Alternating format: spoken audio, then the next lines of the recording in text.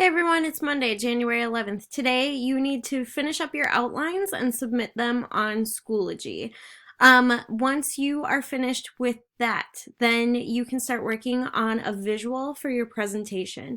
When you're thinking about your visual, make sure that the pictures that you're including are going to help your audience understand your topic.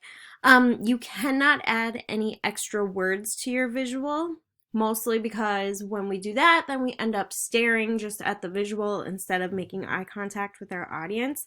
And it's really tempting to just read off what you have on your screen.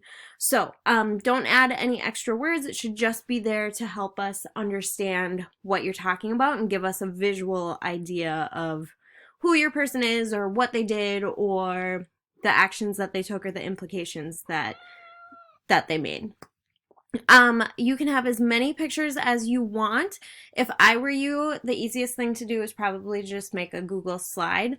One thing that's worked really well in the past for this project is to have one visual or one slide per body paragraph.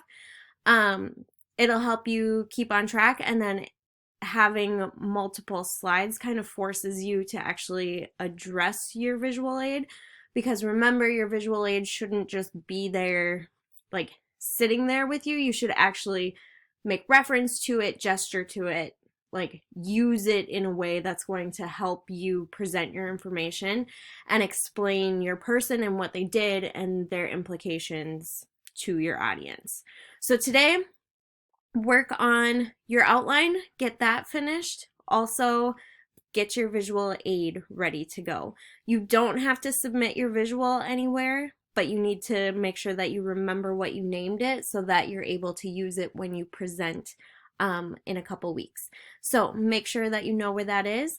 If you are behind, if you don't have note cards, if you don't have your bibliography done, please, please, please, you need to get caught up.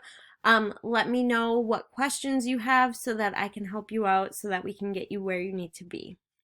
Have a good day.